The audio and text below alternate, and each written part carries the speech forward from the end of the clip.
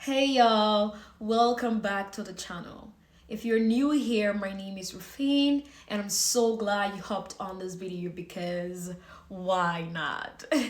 Thanks so highly for being with us today, and I really hope you stick around to the end of the video and hopefully join the family.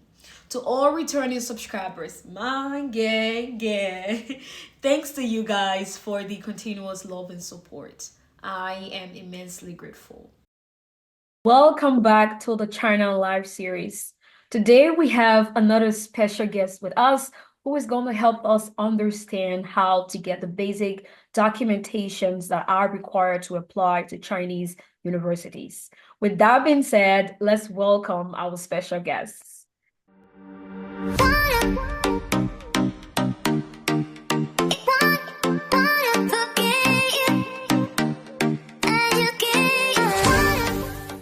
Thank you so much for being here today. So before we dive into our dialogue, I would like you to please introduce yourself and also tell us how long you've stayed in China. All right. Thank you so much for the welcome and thank you for the invitation. My name is Christopher Augustus Lavall Jr. and I currently study at the University of Electronic Science and Technology of China. I'm doing my master's in electrical engineering and automation with research emphasis in drone trajectory control. I've been in China for almost 6 years. It's been a great experience learning to adapt to everything that we see in our new environment, the language, the food, the people, and just everything that you can find around you. We had to go through the rank and file of the system. And I'm happy to be here today to share with you my experience when it comes to applying for scholarship in China. So thank you for the invite. Yes, thank you so much, Christopher. It's also a pleasure having you on the platform. One of the Yeah. reasons why I've invited you is because I was very impressed. The last time, I think we were in one of our events, and you mentioned that you did your entire master's application by yourself. For those of us who are here in China, we know that it is a big deal. So, first of Exactly. all, let me give you the rounds of applause for that, Thank you okay? very much. And you will be sharing Exactly. with us today on the basic requirements for applying to Chinese universities. So thank you once again. Yeah. I'm so happy to have you here on the platform. So diving into our dialogue, the first general question I would like to ask you is about the basic requirements or documentations for applying to Chinese universities. Can you please tell us what those documentations are? Sure. All right. So for those who want to apply for scholarship program here in China, Yeah. it is important that you be clear of what you want to do because the reason why I want to applaud you for launching such an initiative is that it is important that we learn to do things for ourselves. So if you want to apply to come to China, you have, first of all, you have to understand the stage at which you want to apply because we have bachelor programs, we have master's programs, then we have PhD programs. These are the three basic areas that people always want to apply to come to study in China. And if you want to apply in these areas, you have to understand the various documents you're going to need along the way. And these documents are constantly changing. So my advice to any applicant who want to apply to come to China is first of all, is to be sure of the, first of all, be sure of the university you want to apply to, and then go on that university website and see the list of documents that they have there.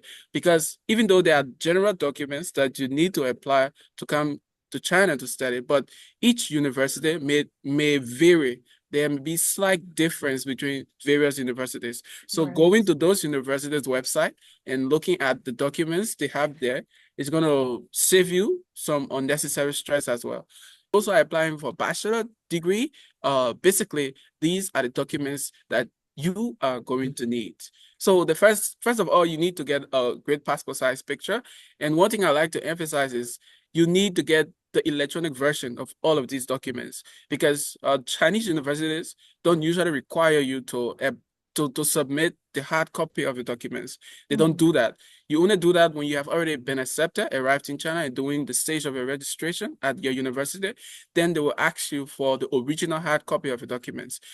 But during the stage of your application, you have to just submit the soft copy of those documents, and that is a well-scanned, a very clear copy of your Very document. important So point. the first document you have to, yes, it should be a scanned, very clear copy of your Mm-hmm. documents, because when they are evaluating you, they don't have time to come and verify what is this letter or what are you trying to say here. So if your document is not clear enough, that is going to affect your evaluation process, and you don't want to find yourself in that situation. So you have to take note. So your passport size picture, and usually what they will require for you is a 1-inch passport size picture, and the document should be in your JPG format. Don't submit any other format other than JPG format. Otherwise, it is not going to be uploaded into the system. And then the next thing you have to do is a copy of your passport, and you have to submit the home page of your passport. That is the main page of your passport, which contains all of your basic information: your name, your sex, date of expiration of your passport, this date of issuance of your passport, and that particular page, that is the page you have to submit a scanned copy of your passport. And the next thing you have to submit as a bachelor student is your high school diploma and your transcript. This should come from your high school, and you should be able to reach out to them to get it. And don't try to fake it, because you want to have good and outstanding grades to get scholarship to come to China. If you do that, I can assure you that it's going to catch up with you, because if what you are going to present is inconsistent with what the school is going to evaluate, that can affect you. For example, if you submit a document that has very great performance and then you cannot perform up to task, that is also going to affect you as well. So try to be very transparent and sincere in preparing your documents. And the next part that you want to get clear is the language proficiency certificate. This is another thing that is quite important. So what I would like to clarify around this, the language proficiency certificate, is that if you're applying for an English taught course, you should make sure that if you are not a native speaker of English, you should have an English proficiency certificate. Most universities would require you to have a TOEFL or an IELTS or its equivalent. Or if you may have done your high school study in English, then they don't need you to submit any of these language certificate. But if you find yourself in any condition other than that I just mentioned, if your native language is not English, and if you have not done your previous studies in English, then you have to submit a language proficiency certificate, which is TOEFL or the IELTS. So make sure you take this into strong consideration. And also another thing you can do, some universities also will give you the chance. Perhaps you don't have any of these certificates, but then you have a good English proficiency. That means you speak English very well, you read English very well, and you comprehend very well. You can study in English, you can flow in English. So what you can do to save yourself as well is to write an English waiver letter.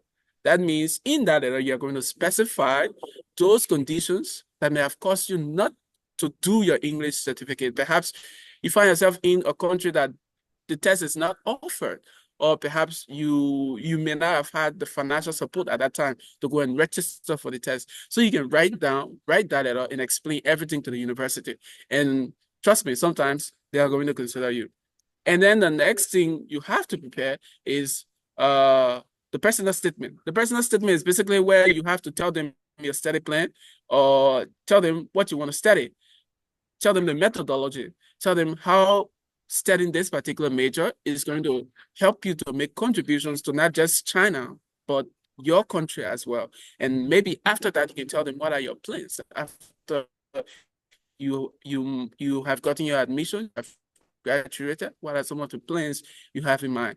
These are also important points that you have to take into consideration while writing your personal statement. There are also a lot of resources online that you can check that is going to tell you how you can prepare your personal statement. And the next document you have to prepare is your physical examination certificate. That is, for short, your medical certificate or your health certificate. So to get your health certificate, I will advise you to go to a hospital that is well recognized in your country, or that is well recognized by the Chinese embassy in your country. So I do not know which country you may be applying from, but make sure to do your background investigation which kind of hospitals there are well recognized by the Chinese embassy in your country, because the health certificate is not just going to be used to apply for your scholarship, but in subsequent time, it is going to be used to also apply for your visa to come to China. And after you have come to China, that health certificate will also be used to apply for your resident permit, in China.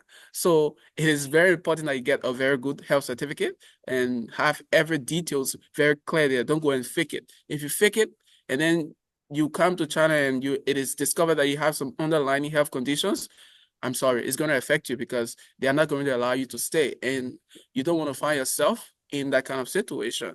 So for those who are in Liberia again, because we are Liberians, so we have to give the perspective of Liberians so that those who are coming from there can have a clearer understanding of what is going on.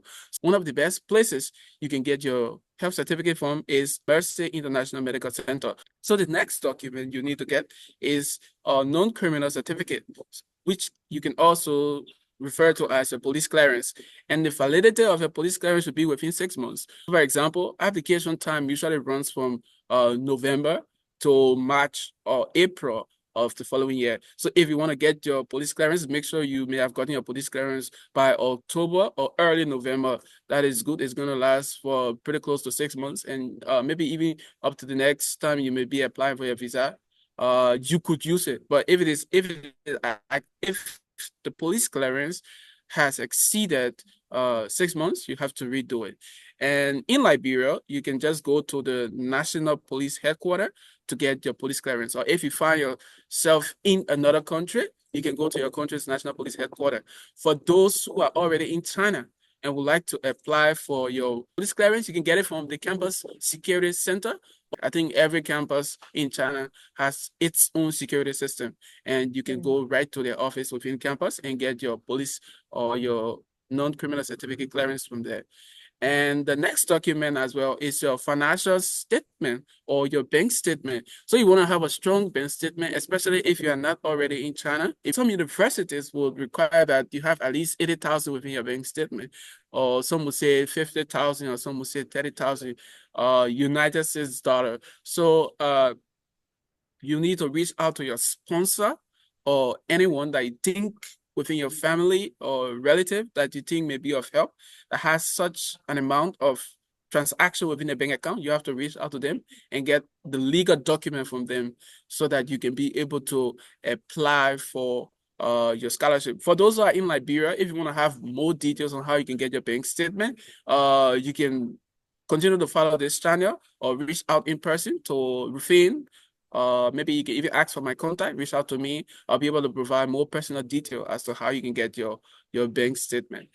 And the next document, you need 2 letters of recommendation. One letter of recommendation is going to come from your high school, and then another letter of recommendation should come from your community where you stay. And these recommendation letters are just there to validate your character as a person, to evaluate your performance during your days in high school and how you relate to people in your community as well. Because if you're coming to China, the Chinese definitely want people who are coming with good attitude. They want people who can contribute positively to a community work, to group work. So you have to come with a strong and not only strong academic standing, but also good moral standing. So they want to be sure of that. That's why they will ask you to go and get letters of recommendation. So you also have to submit some supplementary documents. So what do I mean by supplementary documents? These are just support documents, and perhaps apart from academics, you are also good at extracurricular activities. For example, you play good football, you are good at arts, you have other skills that may contribute to the general welfare of the environment you find yourself in. So you have to give these documents, you have to provide evidence of these documents as well. Perhaps you have certificates, you have awards, you have some videos that you can showcase your talents in. These are all evidence that you are a good person, that you have good academic and extracurricular capabilities. You can also upload it in the supplementary documents section of the university. And I can guarantee you that this is going to be an edge for you.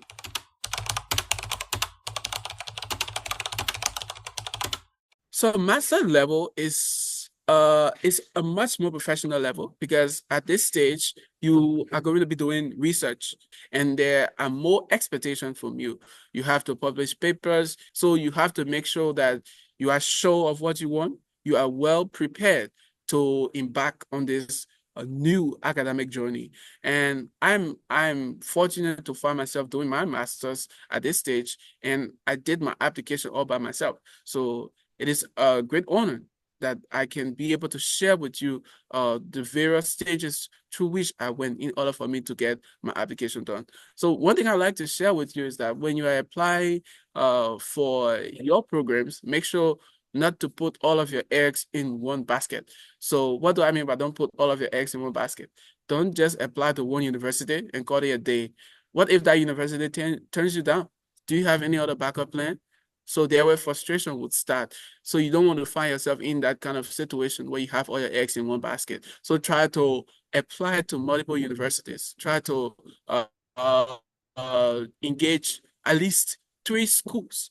You know, out of those three schools, there may be at least one of them that will give you a very good offer and it's going to suit your taste. And definitely you can consider that as something due for further studies. So you have to be like 29 years old, 29, 30 years old is not bad. If you're applying for your master's program and you find yourself in this age range, it's not a bad age. 29 is not bad. But if you're less than 29, then you have more leverage when it comes to the evaluation. Because if you travel and come to China and see those who are doing a master's, basically they are all kids. For me, now I'm like pretty. I sometimes I feel guilty when I see some of my age mates. Some of them are already doing their PhD, and then they ask me, "What is your level of study?" And then I tell them I'm doing my master's, and they say, "Oh, that's great." But some of them are already doing their PhD. Some of them are even doing postdoc at the I'm age of telling 24. you. So when you are coming at the age of 30, and then you are just coming to do your master's, yeah, the Chinese people will be like, what's going on? Why is it, what's happening? They cannot fathom it, but I understand that we find ourselves in different systems, we find ourselves in different environments. So there are Right. different conditions that we are facing. So you don't have to judge yourself. You don't have to be too hard on yourself. Just keep pushing for what you want, and definitely you will be able to reach your goal.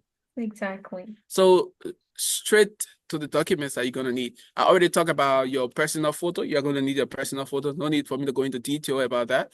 I also talk about at the master's level, at this stage, you need to submit your bachelor degree and your bachelor degree diploma and also submit your transcript. The transcript is very necessary at every stage of your application. And also, the next document you need to submit is language proficiency certificate. I've already explained the conditions around that. It remains the same. And also, you have to submit your personal statement and research proposal. Some universities will require you to submit a personal statement and research proposal. So what's the difference between your personal statement and research proposal? So within your personal statement, is that something that you're going to tell them about your experience, what you know about China, and what you hope to achieve when you come to China? How did you get to know about your universities? These are some of the contents you're going to talk about in your personal statement. And your research proposal is more like a study plan, right? You talk about the various research topic you wish to embark on, like how are you going to achieve them, your methodology, you know, and what are the contributions you feel you can make in these fields. These are what you're going to discuss in your research proposal. But some schools will just tell you to infuse both of them together and prepare just one document and refer to it as a research proposal. So basically, if you are just going to do that, you can just at the beginning just talk a bit, introduce your topic, talk about your research methodology, and then at the end of it, try to talk about how you got to know the universities, and then talk about your experience about Chinese culture and all of these things. So you have to take this into consideration as well. And then another thing is you also have to submit two letters of recommendation. But at your master stage, these two letters of recommendation is not going to be coming from your high school or your community anymore, but rather it's going to be coming from two professors that may have taught you during the stage of your bachelor degree. So you can find any of those people you've worked with during the time of your study while you were a bachelor student. It could be your professor that taught you. It could be your dean. It could be your supervisor. Any of them could recommend you. And in that recommendation, that is to talk about your strengths, talk about some of the courses that you have done that is very related to your field of research that you're applying for your master's studies. And the next thing, it remains constant. You have to get your medical certificate. You also have to get your police clearance. You also have to get your bank statement, and you have to present your CV. So there's a little difference between a work CV and academic CV. So academic CV, basically, you just have to focus on your major courses you have done. Also, if you have had any kind of extracurricular experience as well, perhaps you may have served as president in your school, you might have joined clubs in your school, and also had some internship experience. You also have to talk about maybe just introduce the topic of your thesis as well in your resume. All of these things can be able to can help you to prepare a very rich resume that can put you ahead of your game and make you stand out among all of the various applicants. And another thing you need to submit is, like I stated previously, are your supplementary materials. Next thing, but not the least, you have to upload the proof of the payment of your application fees. This is very important because some schools, if you do not pay your application fees, just consider your application a void. They are not going to look at it. They are not even going to open it. So paying your application fees is very important.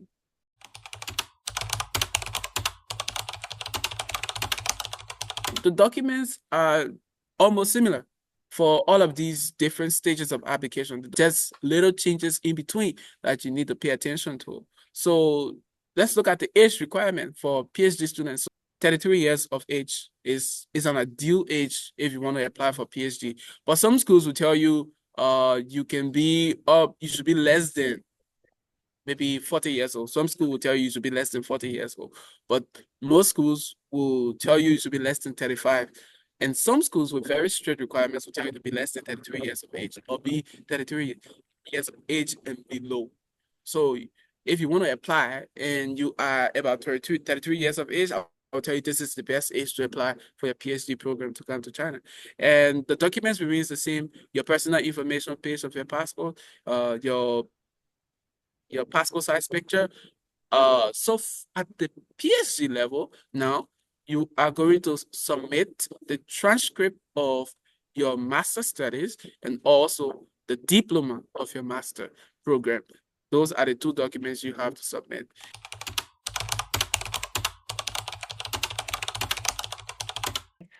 Oh my goodness. It felt like I was watching a movie.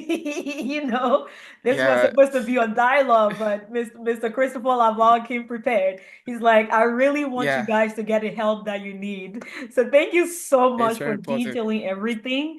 I mean, all of the basic questions I have here, you've already kind of answered them. But it's just like one other thing I want you to throw some more light on, because I guess you spoke about that a little. That has to do with meeting up with deadlines. So what are some Okay. mechanisms applicants can put in place to actually meet up with documentation's deadlines? Okay, so in order to meet up with your deadlines, the first thing you have to do is to have idea on what's the general application time is like. Mm, So when do we start to apply and when does the application end? You have to have idea on this. And let me tell you, if you are an applicant and you want to have a good chance in applying, the best time to apply for scholarship in China is from the ending of November to the ending of February of the following year, because the general application time in China runs from November, the ending of November, to around April, May, around that time. But you don't want to reach up to April if you want to get a fully funded scholarship. You don't want to reach up to that time. You want to be what I refer to as an early applicant. mm, So if you want to be an early applicant, you don't want to go up to that time, because up to that time, those are people that are already in, like they are doing last minute of time preparation. People who find themselves applying up to that time, it is very difficult for them to get a fully funded scholarship, because around that time is merely evaluation by most universities, because all of the candidates may have already applied. And the process is very competitive. You have to keep in mind, you're not just the only person applying. People are applying from all over the world: Europe, right. Africa, Asia itself. and Eurasian, all of them are applying. They want to come to China. So you have to be ahead of your game. So you have to keep in mind that the deadline is around February. So make sure you have idea on all of the documents that you need. How long it's going to take you to get each one of these documents?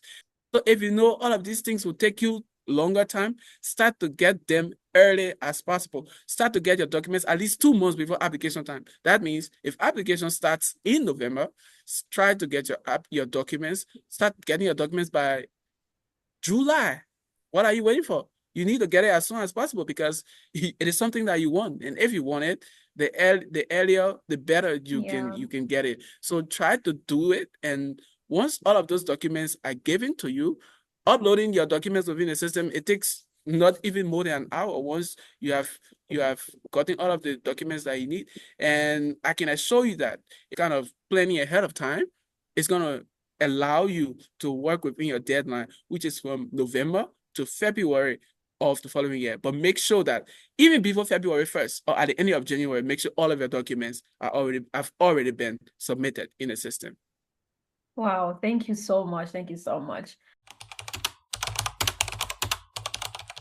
This is also crucial because I've seen so many people find themselves in situation they cannot handle because during the course of their documents preparation they may have gotten fake documents, or I don't know who did their documents for them, or how they prepared the documents, or how they read the requirements of the various universities. They may have presented some documents that did not correspond. So you don't want to find yourself in a situation wherein your documents are inconsistent, or the information in your documents is inconsistent. So there is one thing, like you see, maybe some people uh, uh they are overage. Let's just take one example. They are overage and they want to apply. So they will go and then drop their age on their passport. But then you have dropped your age on your passport, right?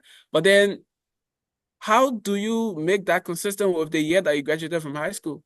Because you cannot say that you want to apply for a bachelor program, you're already over 30 years old, right? And then you drop your age maybe to around 22 on your passport. And then you graduated from high school maybe pretty close to more than 22 years ago. So how do those information correspond? So it doesn't work that way. So I would tell everyone, in order for you to avoid any inconsistency in your document, first be fair to yourself. Mm-hmm. There are so many ways you will travel out to get opportunities, but make sure your documents are very consistent. Make sure the years in between are not very featured. And Yeah. because the Chinese, they are very observant. They observe these documents because that's the only means they can evaluate you. They don't know you in person, or don't try to go through to use the backdoor method to get your documents. Don't get fake documents and think that it is not going to be discovered. Especially those documents that can ready have people getting into trouble are the documents that have to do with your financial statement, sometimes the police clearance, sometimes the health certificate. Some of them they go and get different documents that are not even the requirement of the Chinese documents. So there's a website that I will share with the host of today's event, and they can share with you.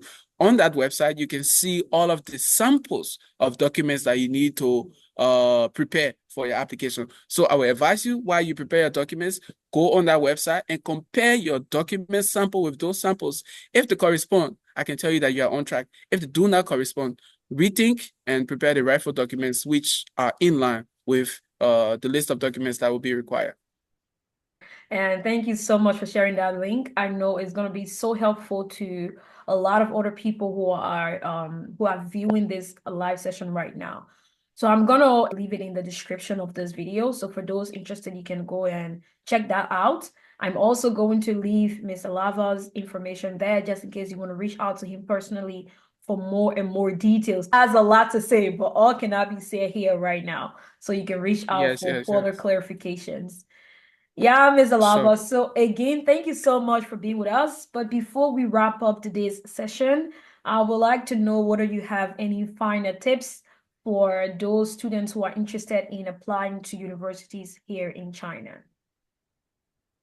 All right. So for those who are interested in coming to China for study, I will tell you that your decision is not a wrong one. This is a very culturally diverse, resourceful. It has it encompasses all of what you need to get your dreams propelled as a student studying in China. So it's a very great option. If you want to apply to come to China, whether you are in wherever you find yourself, Africa, Europe, America, or wheresoever you find yourself, make sure that you are very sure of what you want. First of all, make sure you're very sure of what you want and then go for it. Check various resources that will be provided by the channel. Check the different types of universities that are available. Know the kind of major that you want. Go and search for those universities that offers those majors as their key discipline to boost their chance of getting accepted in a university. And prepare the right for documents and make sure that you have someone to guide you. And I believe in that direction, this channel is going to be very resourceful. You can search here anytime, watch the videos over and over. If there's anything that is not too clear to you, comment in the section below, and definitely you're going to have someone who will be able to help you. And once again, I want to wish you all of the best. And those who will be applying to come this year, I wish you best of luck and may everyone be successful. Wow, thank you so much. Thank you. Okay, before those in the comment give you the round of applause, let me give that to you first. Thank you Thank you so very much, much. Christopher, for sharing your insights It's a with us. pleasure. You are one of those individuals who is always ready and available to help others. And for that, I want to say thank you so much. We appreciate it. And also to those who It's a are pleasure. viewing today's session, we want to say thank you so much for staying tuned. And just like Christopher said, keep connected because we're going to have a lot more sessions and explaining more and more details to you guys about the entire China Live series. So until next time, stay safe and keep spreading love. We'll see you guys in the next episode. Bye. Thank you very much. Okay, Bye. bye-bye. Thank you.